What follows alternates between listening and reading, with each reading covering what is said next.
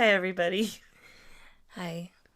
It's been a rough night. It has been a rough night. Actually, we've had some technical difficulties. This is our fourth time recording this. Trying to record it. Well, yeah. I wouldn't say, like, that last one didn't count. Yeah, Alyssa kind of messed up one of the... I don't even know exactly what happened. I think something just wasn't picking up the I think what it is that my microphone's cursed. And then that's what it's... ghosts are known to mess with technology and equipment, and it just didn't want us to record tonight, and I think that's what happened. Yeah, I don't know. I think you just that's what I'm messed it up. Yeah. Well, to kind of lighten up the mood, I'm gonna change the channel here to one of those Chilliam Williams screens. The Chilliam Williams screens, like one of those like 10-hour videos of like rain falling. Or just the fireplace going, like... Crickle, crackle. Crickle, crackle. So while she is doing that, just wanted to say a little thank you to all of you guys for listening. For those of you who haven't seen my Instagram post, I have now reached enough listeners where I am able to accept listener support through Spotify. Yay. So amazing, you guys. Thank you for getting us to this point. I obviously couldn't do any of it without Marlene. Clearly, as we've seen tonight, we would not have a podcast if it weren't for her. But that being said, I am absolutely not expecting anyone to donate. Like any contributions you guys are able to give are incredibly appreciated, and they will go towards the cost of producing this show and towards investing in getting some merch started, because we definitely want to get that going. Yeah, that'd be awesome. That'd be pretty cool. Now the dream for me would be to get a Patreon started. As you know, I am really interested in true crime, and I would love to start researching stories and do episodes on that for a Patreon. And I also was thinking of doing maybe some smaller paranormal stories, because I have had some suggested, but they just really don't have enough like meat to them for a whole episode. So I thought that might be like a good, maybe like cheaper option on there too. But let me know what you guys think. Like if you would be interested in maybe having that option. I would really love to make it happen, but it would be a lot of work. So if I'm going to do that, I definitely need to know if you guys would be interested in something like that. I'm interested. You are? Yeah, I am. Will be my first subscriber. I would, unless Mike beats me to it. Oh, yeah. Yeah. He might be pretty on top of that. Yeah, he's a real one. Yeah, he is a real one. But yeah, like I've said before, I'm putting everything I have into this podcast. And it would be so amazing if I could turn it into something bigger and better than what it is now. So maybe I think I'll go ahead and put another poll at the end of this episode. So you guys can let me know what you think, and we can assess from there. Assessments. Yes. Ascension. Yes, also. I chose underwater life today. Dolphins. With the dolphins, yeah. They're so cute. They're adorable. I love them. They're just chilling, bro. They just chilling, relaxing, Jackson. Relaxing, smaxing. No smacks. No smacks, no. But anyway, per usual, go ahead, send those suggestions, what you want to hear next, to whatsyourfavoritescarystory@gmail.com. We need them because we can't do the show without them, so please send them in. Please and thank you. Yes, please, thank you. We want to hear your stories. Thank you, please. And yeah, now I'm going to shut up about all of that so we can get on to today's story for the who knows how many time. Are you ready? I am. What's today's story? All right. So this one, I promise, is much, much less scary than last week's. I promise. So last week, I even had a stomach ache, dude. Like it was a bad day for you. It was just a bad day. Yeah. So today's topic was sent in by Anonymous from New South Wales, Australia. Ooh. This is my very first international listener, and I am so very grateful for their suggestion. So thank you, Anonymous. That's cool. Yeah, thank you, Anonymous. Yay. Yay, Anonymous. Insert applause here. Yay. All right, so today's topic is on the Monte Cristo Homestead. It all started back in 1878. A man named Christopher William Crawley and his wife Elizabeth had recently moved to the town of Junee, New South Wales, Australia, and bought 2 parcels of land to build their family home. They struggled at first, barely making ends meet, but their luck changed when the Great Southern Railway line opened. It brought an influx of travelers and agricultural trade to the town. Christopher took advantage of this opportunity and bought a license to build a hotel directly across from the railway station, which would be called the Railway Hotel. Smart man. Making that money. Making his investments, dude. He saw opportunity and he's like, I'm doing it. Yeah, so not surprisingly, this investment paid off for him immensely, and Christopher became one of the wealthiest men in town. Damn, you see? Moving on up. That's awesome. So, as his wealth and social status grew, Christopher apparently needed a symbol to reflect all of his success. Like a... Oh, no, I was going to say like a logo, but not like a logo. Like a literal, like... Like a 2-story mansion status symbol. Oh, okay. I thought, like, he's, like, branding himself. He needs to, like... He's like, I need something that represents all of this. But yeah, in 1884, he started to build the Monte Cristo Homestead. It was a 2-story mansion overlooking the town of Junee. So he had like the best view in town, basically. The best view of town. Oh, the best view of town. Yeah. But probably both. It was built in the late Victorian style. That's Ori. That's her cat. We love Ori. We stan her. Yeah, we stan O here. She's the OG. She is the OG. First pet, bro. Yeah. All right. It was built in the late Victorian style and became an ultimate status symbol. Wait, what year was this again? 1884. Oh, damn, that was like a long time ago. That's a while ago. So before the homestead was built, the Crawley family, which included Christopher, his wife, and their 7 children, all lived in a small brick cottage. So damn, no wonder he needed a big step mansion. Up for them. They're like, we need some space from each other. Okay. Yeah, I just thought it was just this man who was just like, gonna build me a big house. Yeah, I mean, I thought a logo, but a logo, yes. Yeah. Build me a big logo. Like I thought it was just this guy like just wanting to build a big home because he made it. No, his kids are just crowding. Yeah. He needs some space from them. But yeah, so no expense was spared when building this place. It was built with sandstock bricks, which were fired on site and laid on dry stone foundation. Damn. So that thing is like sturdy. Yeah. So because of this, there has not been one single crack in the structure since it was built, which it's like almost 150 years ago. With no cracks. That's wild. Damn. I'd have to see that. Yeah, for real. Mm-hmm. The downstairs walls are 18 inches thick and the upper walls are 9 inches thick. And they are both made of solid brick and the ceilings are 12 feet high. Damn. That's pretty tall for back then. Because, like, people were still shorter in the 1800s, right? Well, that's what they And say. so, like, they would, like, houses back then usually are, like, shorter and you have to, like, crouch down in them and stuff. Or they probably just didn't have, like, ladders that tall. Like, they were probably just building the houses, like, according to how tall they are.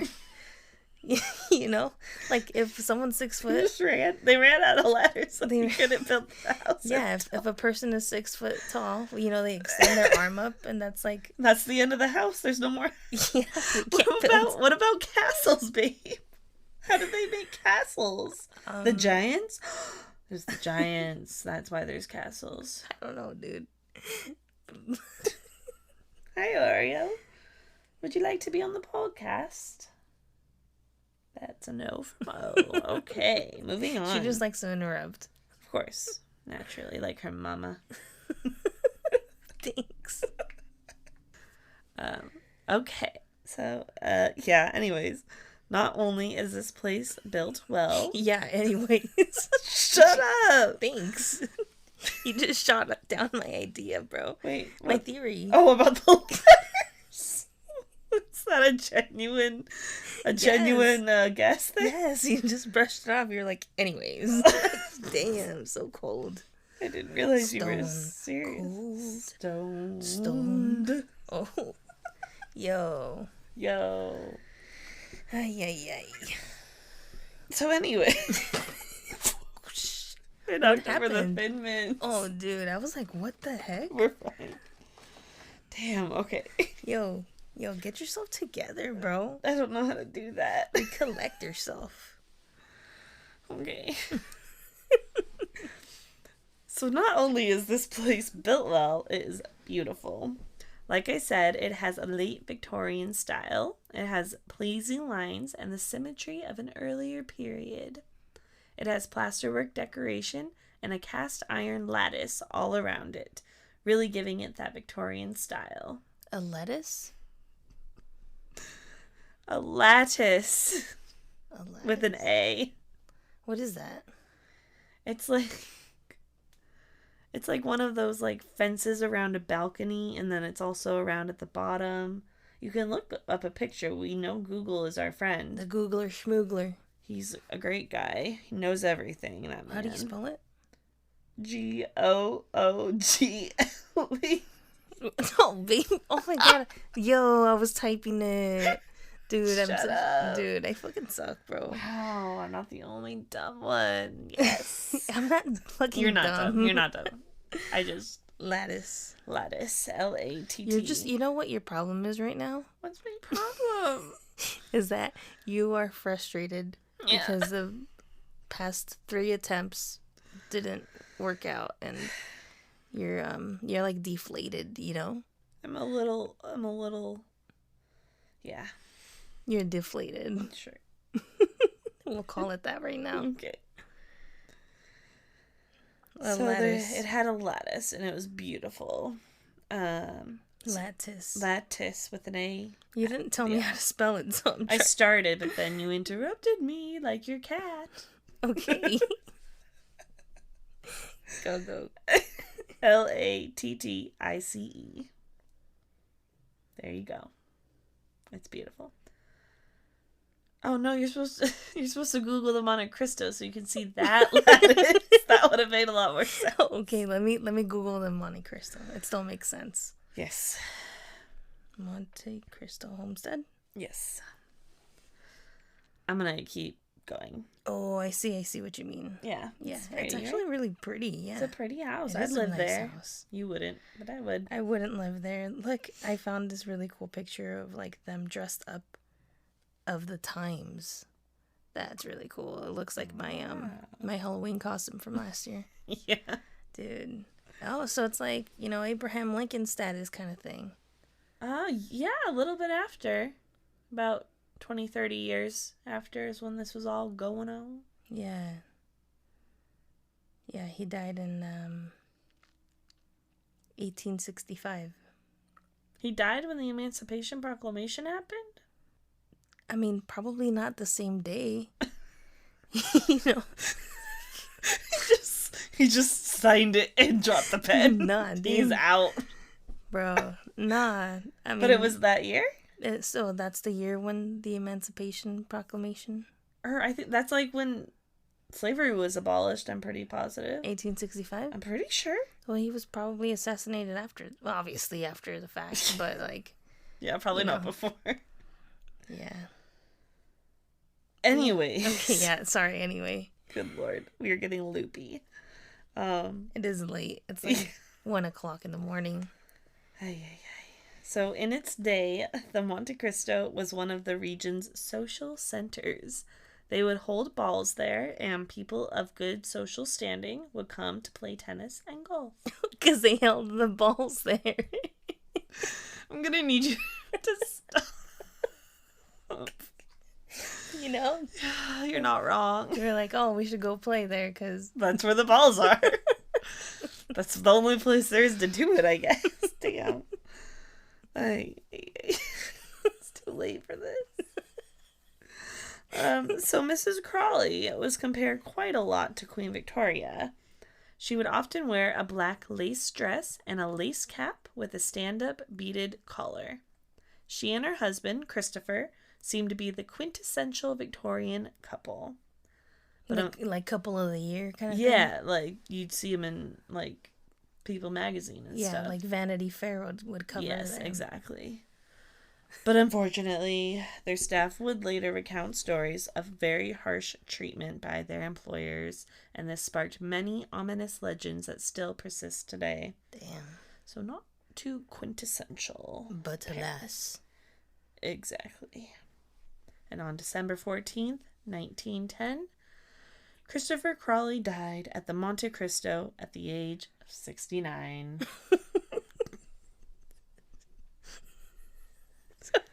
Sorry. And we are 28 and 30 years old, ladies and gentlemen. Yeah, that's the number, dude. It's a classic.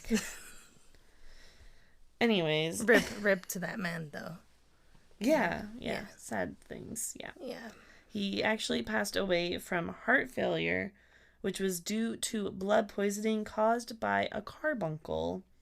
And what? For those of you who don't know, because I didn't know, a carbuncle is like a collection of like boil type pimples on his neck, like grouped together, and it became infected from rubbing up against his starched collar, which actually was pretty common at the time, interestingly.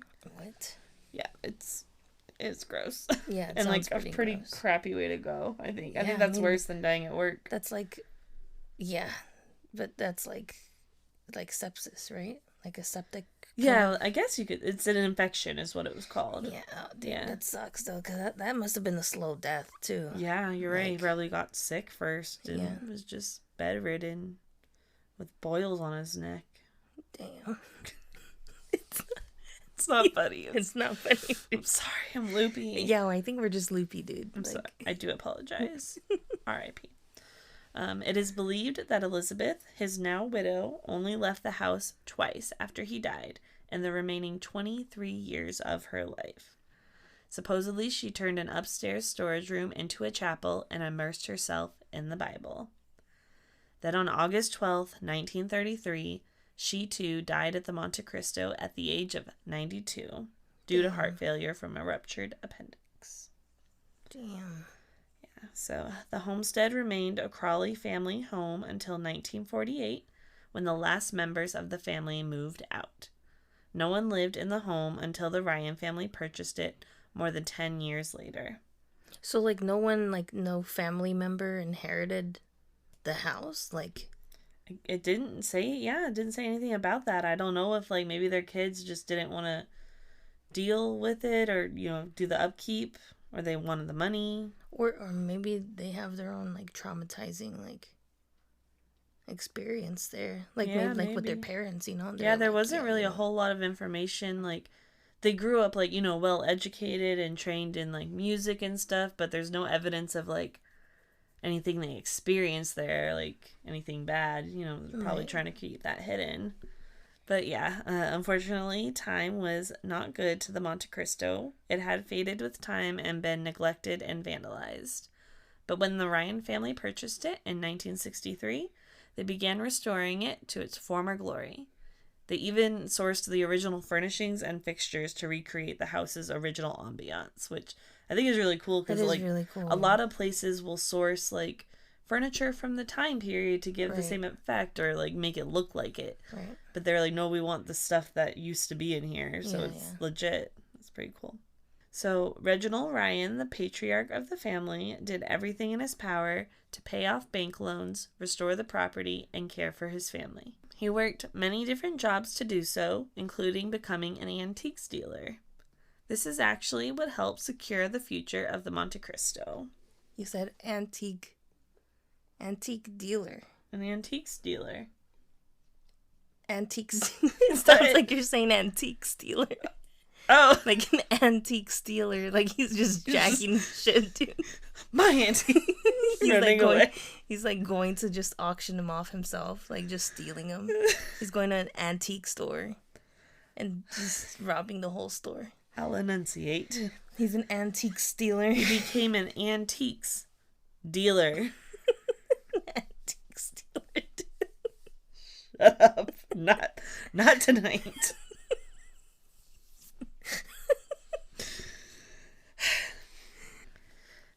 Reginald started Monte Cristo Antiques, which quickly gained international recognition.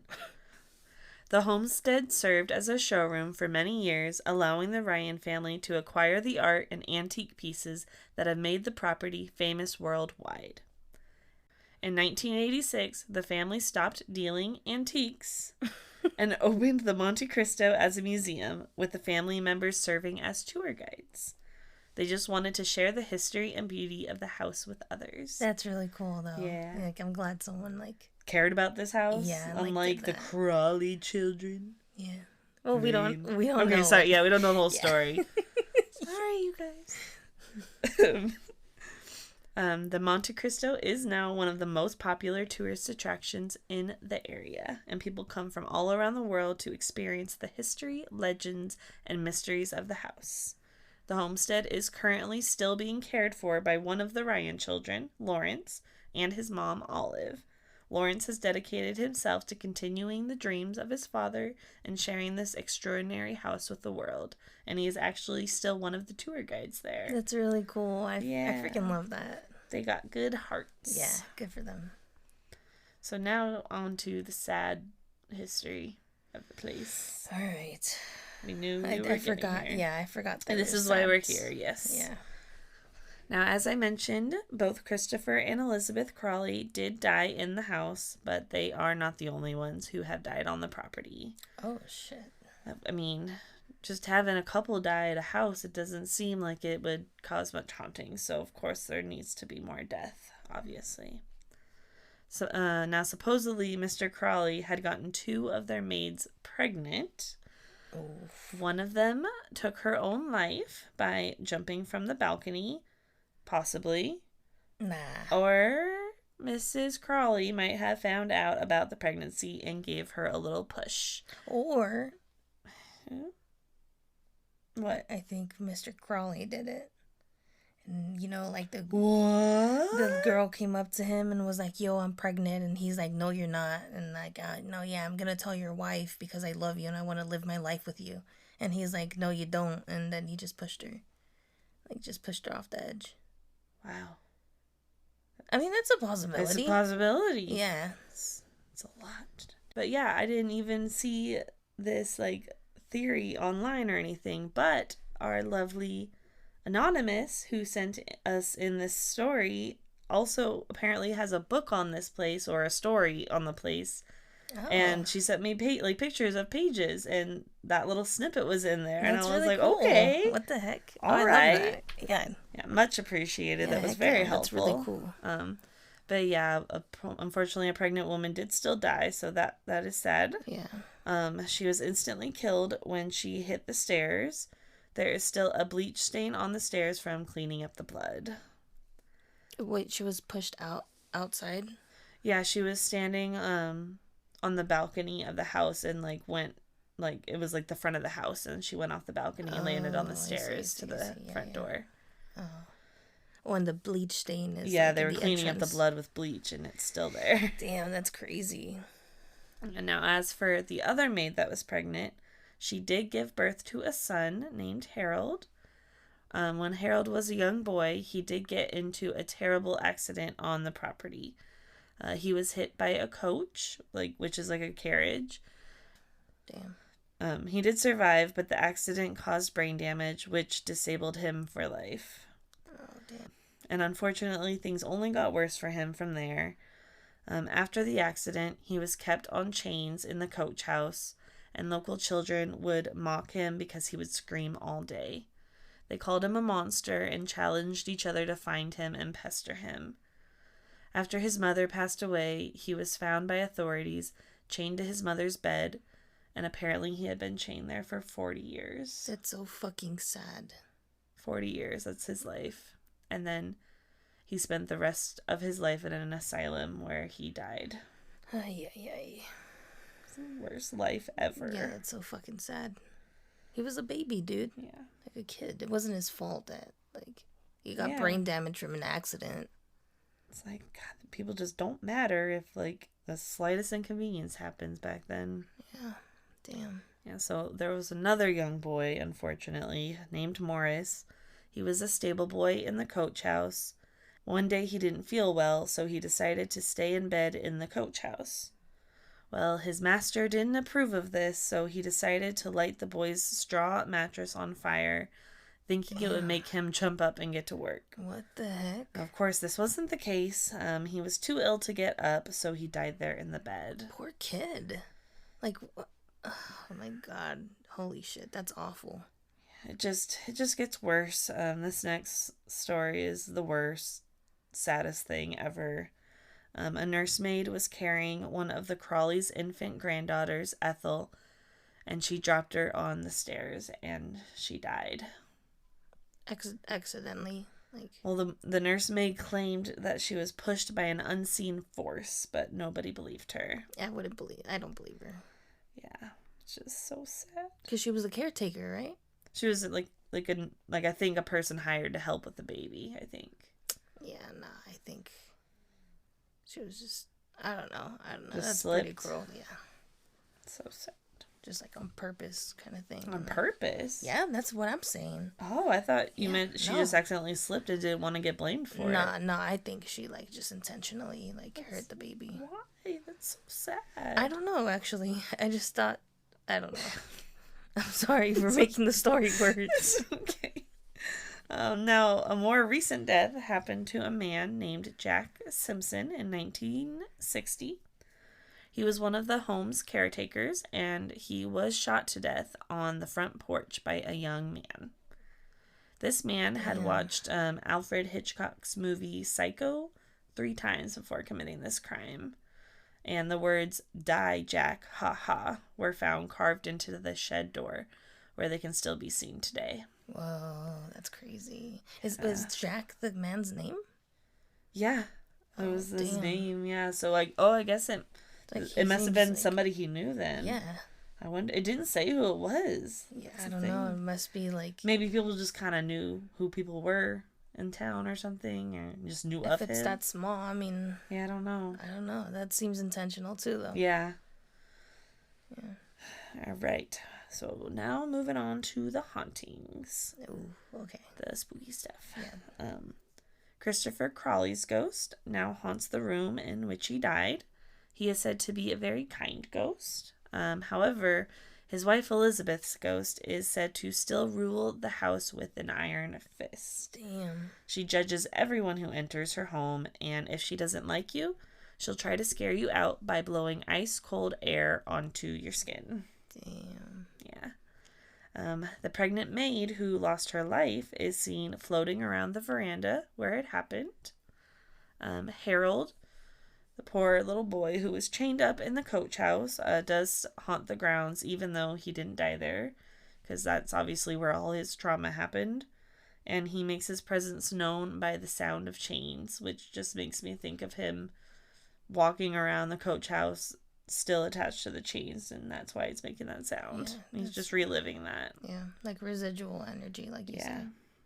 So sad. And actually that chain is still there on the property. You can see it. It's wild. The ghost of that other young boy, Morris, he is heard screaming, presumably from the pain of being burned alive. Ay. And when children approach the stairs where Ethel, the Crawley's granddaughter, died, they become irritable and upset, and some even claim to feel an ice-cold, tiny hand slip into theirs when they go up the stairs. Oh, baby. Yeah. Now, a few more things that people experience on a day-to-day basis is lights turning on and off on their own. And the lights will flicker on and off. Nosferatu. It's versus Nosferatu. SpongeBob fans, what's up? Also feeling nauseous, being overwhelmed with sadness, and sometimes even fainting. All right, so that is the story of the Monte Cristo Homestead. I didn't find too many personal stories online, but Our lovely Anonymous, who suggested this topic, has actually been there a few times. So they did send in a couple little stories of their experiences. So all of the following are direct quotes from them. Okay. This is good. This is good. Yeah, I'm excited. All right, I'm excited too, yeah. Okay. The first time I went there was as a child.